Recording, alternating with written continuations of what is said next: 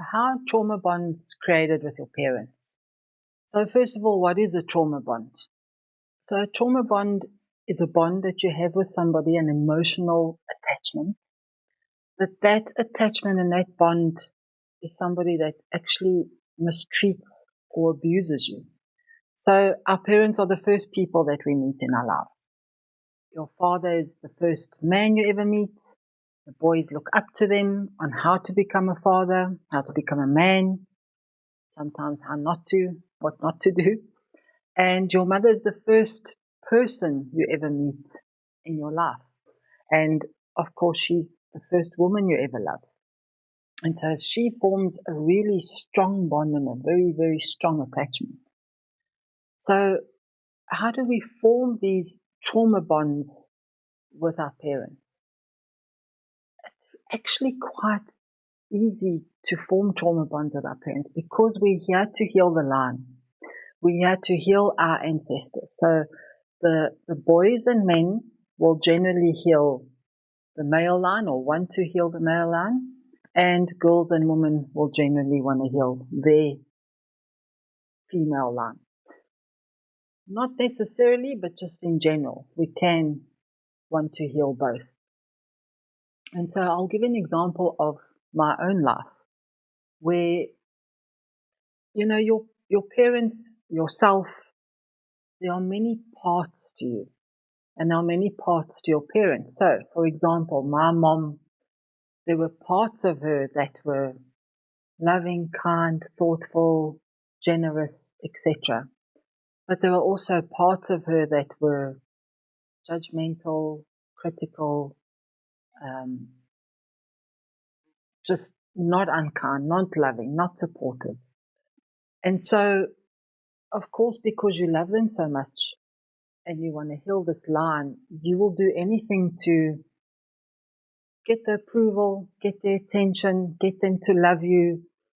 And so we start forming these unhealthy relationships, the unhealthy part of the relationship. So with my dad, there were also parts that were loving, kind, protective. He made you feel safe, etc., etc. He was a provider. But there were also parts of him that felt chaotic, dangerous, painful. He brought a lot of pain into our family.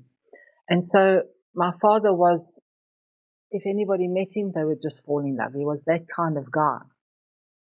Very friendly, very charismatic, humorous, not quite the life of the party, the talker of the party maybe. But he was just really a lovable guy. But as a husband, he was a bit different. And so he had a wandering eye and he had many affairs. And so this also caused a lot of pain to come into the family, a lot of abandonment, a lot of rejection, a lot of chaos, a lot of turmoil, you can imagine, etc., etc. Just from that one decision, and of course now it has a ripple effect. So he would do that, and then my mom did suffer from anxiety and depression already on a level. And now you bring in this to her, and then she would just go in weeks, months at a time. I would get home from school, my mom would still be in bed. You had to basically fend for yourself, parent yourself. And so then what happens is you feel abandoned and rejected by your father. And from your mom, you feel completely invisible, unseen. What happens then is I started becoming the caretaker. Even though I was the youngest, I was quite a lot younger than my siblings. So most of them were out the house and they were also busy doing their own things, And so for me, my perception was I had to look after my mom. I had to be there. I had to make her happy. Because she was depressed. I wanted to make my mom smile again. I wanted to make her laugh and joke like she used to, not knowing even at that young age what was actually happening. This was all on an energetic level. I only found out many years later what was going on. And so energetically, we don't have to know the story.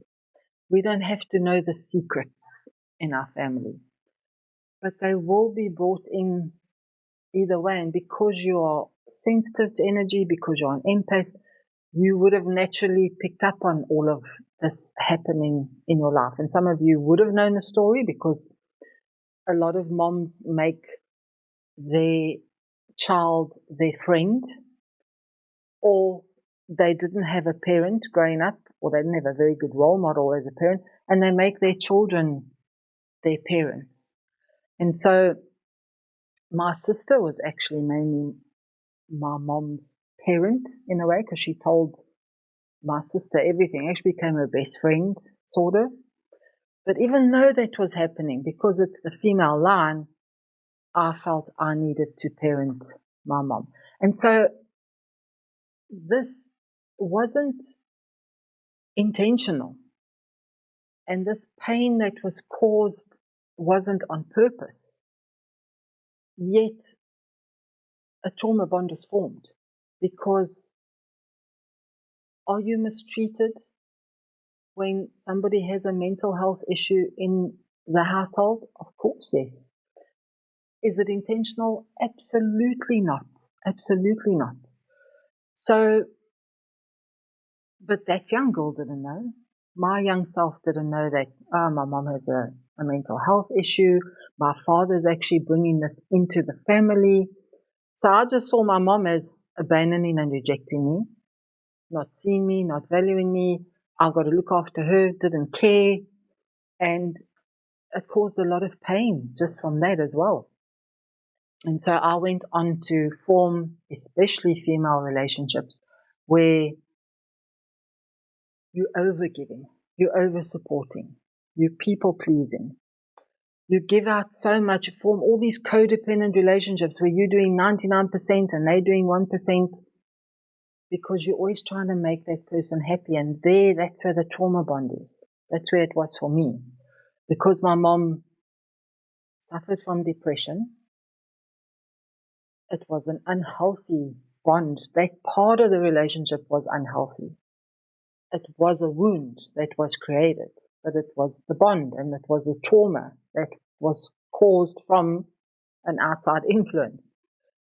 But it didn't matter. My 9-year-old self didn't know that. And so I am still aware of forming bonds that are healthy, that I give 50 and you give 50. So it's an ongoing thing. But I had to heal many, many parts to that, because there's a lot of people that come to me and say, oh, I thought I've dealt with that, and now this has shown up again. And I thought I'd healed that on that retreat, and I did a ayahuasca journey here, and I thought I'd dealt with that there. And that's the thing with healing. There are so many layers and so many parts to you. And so the trauma would also have so many layers and so many parts. And so even with me recognizing I had these trauma bonds, when I did my ancestral healing, or should I say it was done for me, it was so eye-opening, because I never saw it that way. That's what ancestral healing does. The session makes you see things in a way you've never seen patterns before, even though you know it. I mean, I knew it intellectually, but it just blows the unconscious open in such a way that it reveals, it enlightens you, it shifts everything in your life. And then it heals that part of the trauma that you never even knew existed, or even if you did know existed, you didn't know you were repeating. So it's amazing. And that's the amazing part of ancestral healing. With my father, again, culturally, my mom and dad were actually divorced, and they still stayed together. They were brought up Catholic. So, in those days, You don't just get divorced. You stay together for the kids. And so he thought he was really entitled to, he was single. And so this was not a big deal, you know. But, well, it was a big deal. And it did cause a lot of pain, especially to the women in our family, my mom, me and my sister. And of course, my brothers looked to him to how to be a man. How do you treat your wife? What do I need to do to love? And that's another thing. What did my father teach me on how I should be loved as a man? So what did I do? What do you go? What do you do the first time you look for a relationship? You look for someone just like your father. Even though you think you're not, you are. Because you need to heal those wounds. You want to heal the mother wound. And the mother wound is connected to the father. And so you go for somebody, first of all, am I going to trust a man? Not really. My father caused me pain, so I must go for somebody who's going to do that. Right? Because now if I want to heal my mother's line, I've got to bring in experiences, similar experiences that I can experience so that I can break that pattern to heal the line. So I was always looking for, unconsciously, men who were going to betray me in some sort of way, that were going to bring chaos into my life, were going to make me feel unsafe, maybe even a little bit dangerous, because, well, that's what my father taught me. He taught me that that's how a man loves a woman. And that is how we seek relationships. And the same would apply for opposite. I mean, my son also seeks someone like me, obviously, but also healing his father's wound, the wound from his father. So he would go also for the same sort of healing that needs to be done to heal his line. So this brings us to a place where I get asked, when do I know I've healed enough? And of course, we know healing is a journey and it never really ends. I mean, even after I got to the place where I felt I was really comfortable enough in myself and with my parents, there's still healing to be done after that. You know, I still, every time I have an ancestral healing done for me, it's an eye opener. It blows my mind. It shifts my whole energy field again. So I always say this, you know you've done enough healing when you can close your eyes and you picture your father standing in front of you, and you can say and really mean it, feel it in your heart, and say, Dad, you were the perfect father for me, with everything he's done. And then the exact same with your mother.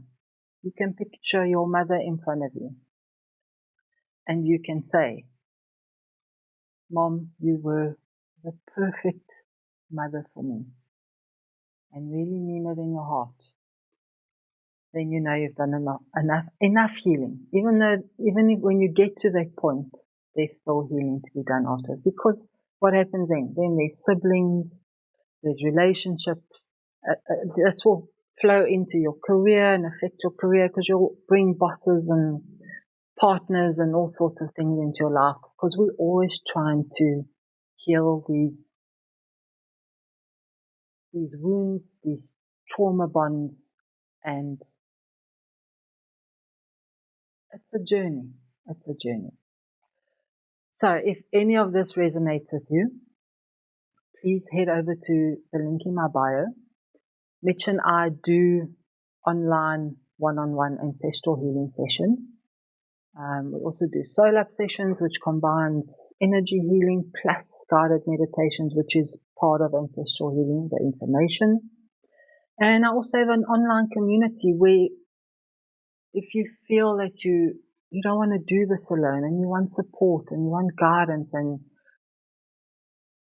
you want someone to just be there with you while you're going through the dark, to remember who you are till you get to the light.